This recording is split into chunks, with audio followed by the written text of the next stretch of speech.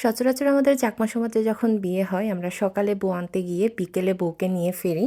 But এখানে কনের বাড়ি থেকে বরের বাড়ির দূরত্ব এত বেশি ছিল যার জন্য বরযাত্রীদের একদিন আগেই কনের বাড়িতে চলে আসতে হয়েছিল। হ্যালো এভরিওয়ান, জিসমি মশা Chakma, welcome to my new video. So অনেকদিন পর নতুন একটা ভিডিও পোস্ট করছি। জানি না লাস্ট কবে আমি ভিডিও আপলোড করেছিলাম। সকাল সকাল আমি আমার ফ্রেন্ডদের নিয়ে বেরিয়ে পড়লাম বিয়ে বাড়ির উদ্দেশ্যে। কনের বাড়িতে যাব আমরা।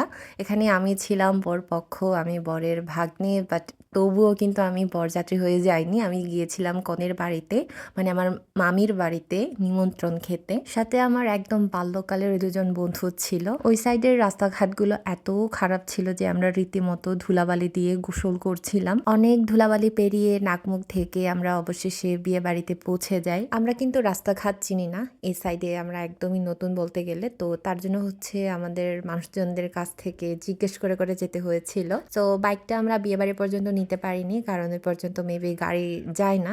তার জন্য বিয়ে বাড়ির একদম কাছে বাইকটা আমরা রেখে যাই, আর বাকিটা পথ আমরা হেঁটে যাই। আর এখানে হচ্ছে বরযাত্রীরা একদিন আগে কনের বাড়িতে এসে পৌঁছেছিল। এখানে রাস্তাগুলো এত দূরে ছিল যে আমি নাম বলেও তোমরা চিনবে না, কারণ আমি নিজেই চিনি না। সো গাড়িতে করে যাবার পর আবার বুটে করে যেতে হয় অনেকটা রাস্তা, আবার হেঁটে যেতে হয় একদম বরের বাড়ি পর্যন্ত। আমি যদি আরো সহজ করে বলি, মামার বাড়ি থেকে এই মামির বাড়িতে যে যারা বউ নিতে এসেছিল তারা যদি সকালবেলা চলে এসে একদম বিয়ে শেষ করে অনেক রিচুয়াল শেষ করে আবার মামিকে নিয়ে তাদের বাড়িতে চলে যায়, মানে একদিনের পক্ষে এটা পসিবল না। আমাদের পাহাড়ে এমন অনেক অনেক গ্রাম আছে যে গ্রামে এখনো পর্যন্ত গাড়ি যায় না।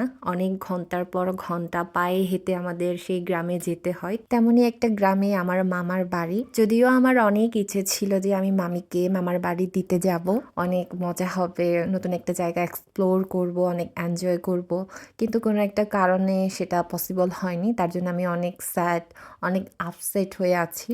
সো এখানে যেহেতু রাস্তাঘাট অনেক দূরে, তার উপর পায়ে হেঁটে যেতে হবে, বোটে করে যেতে হবে, তার উপরে বরযাত্রীরা একদিন আগে কনের বাড়িতে এসেছিল মামিকে নিতে। মানে তোমরা বুঝতে পারছো যে সবগুলো রিচুয়াল অনেক তাড়াহুড়োর মাধ্যমে করা হয়েছিল। তো মামিকে 11টার মধ্যে হচ্ছে বাড়ি থেকে নামানো হয়, দেন মিষ্টিমুখ করানো হয়, পানি পান করানো হয়। আর এখানে হচ্ছে মামির মা যিনি ছিলেন উনি হচ্ছে মামিকে পান দিয়ে বরণ করেছিলেন, মানে আবার তার বাড়িতে নিমন্ত্রণ করে ঘরে তুলে নিয়েছিলেন আর কি। আমি কিন্তু আমার জীবনে অনেকগুলো বিয়ে খেয়েছি, অনেকগুলো বিয়ের ভিডিও তোমাদের সাথে শেয়ারও করেছি, কিন্তু এই যে পান দিয়ে আবার নিজের মেয়েকে ঘরে তুলে নেয়া বা নিমন্ত্রণ করা, এটা আমি মামিদের বাড়িতে গিয়ে প্রথমবার দেখেছি।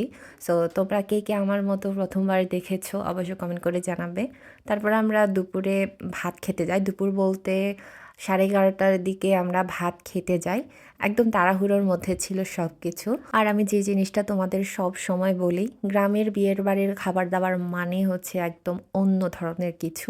এই খাবারগুলো এত মজা হয়, এত মজা হয়। আমি জানি না গ্রামের বাবুর্চিদের হাতের মধ্যে কি এমন জাদু আছে যে তারা রান্না করলেই সব তরকারিগুলো ভালো হয়ে যায় খেতে। সো প্রথমে আমি প্লেটে নিয়েছি ঘন্ট, মানে মিক্সড ভেজিটেবল পাজন আমরা যেটাকে বলি। অনেক ধরনের নতুন নতুন শীতের সবজি দিয়ে রান্না করা হয়েছিল এই পাজনটা, খেতে জাস্ট দুর্দান্ত ছিল। আর তার মধ্যে ছিল নতুন আলু, যেটা মেখে মেখে আমি খাচ্ছিলাম। এটা আমার এত বেশি ভালো লাগে খেতে। তারপর আমি প্লেটে নিয়ে নিই চাল কুমড়া দিয়ে রান্না করা শূকরের মাংস। এই তরকারিটা না জাস্ট অসাধারণ ছিল।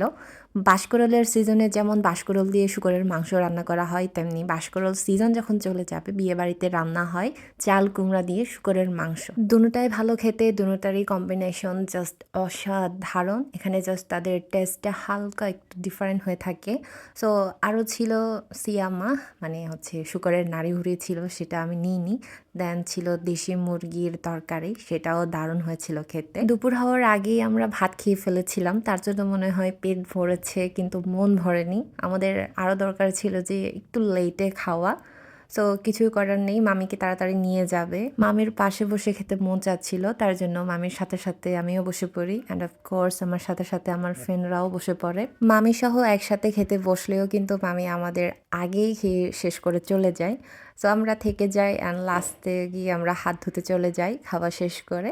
অ্যান্ড এখানে গিয়ে হচ্ছে আমি হাত ধুতে গিয়ে একদম পা ভিজিয়ে ফেলেছিলাম। পান সুপারির ব্যবস্থা করা ছিল, কিন্তু আমরা তো ভালো মেয়ে, তার জন্য পান সুপারি না খেয়ে জাস্ট হাতে একটা টিস্যু নিয়ে নিয়ে আমরা বিয়ে বাড়িতে চলে যাই। সেখানে গিয়ে দেখি মামিকে অলরেডি নামানো হয়েছে তার বাড়ি থেকে, আর এখানে বড়জনদের কাছ থেকে আশীর্বাদ নেওয়া হচ্ছে। আর আমি তোমাদের যেটা সব সময় বলি, প্রত্যেক বিয়ের ভিডিওতে বলি, এই আশীর্বাদ নেওয়াটাকে আমাদের চাকমা ভাষায় বলা হয় স্যাপলোনা, যেখানে অনেকগুলো চাল থাকবে, তুলা থাকবে।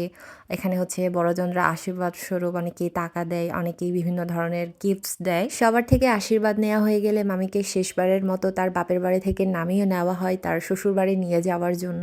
তো এখানে কিন্তু মামি একদম কান্না করছিল না। যাই হোক, মামিকে হাসলে কিন্তু আবার অনেক কিউট লাগে। সো তোমাদের কেমন লাগলো আমার মামিকে অবশ্যই কমেন্ট করে জানাবে। মামিকে বিদায় দেওয়ার পর আমরা আমাদের বাইকে চলে এসেছিলাম আমাদের বাড়িতে ফেরার জন্য। অবশ্যই আমরা মামিদের আগেই চলে এসেছিলাম যেখানে তাদের গাড়িগুলো রাখা ছিল। সেখানে গিয়ে আবার আমার এক কলেজ ফ্রেন্ডদের সাথে দেখা হয় অনেক দিন পর। তো তারপরে আমরা বাইকে উঠে বাড়ির উদ্দেশ্যে রওনা হয়েছিলাম। সামনে একটু এগোতেই মামিদের সাথে আমাদের আবার দেখা হয়, আর মামি এখানে আমাদের বাই বলছিল। সো কেমন লেগেছে তোমাদের আজকের এই ভিডিও অবশ্যই কমেন্ট করে জানাবে, আর যদি ভালো লাগে তাহলে অবশ্যই লাইক কমেন্ট শেয়ার করে দেবে। দেখা হবে নতুন আরেকটি ভিডিওতে, নতুন কোনো রেসিপি নিয়ে কিংবা নতুন কোনো ব্লগ নিয়ে। সে পর্যন্ত সবাই ভালো থেকো, সুস্থ থেকো, নিরাপদে থেকো। Tata bye.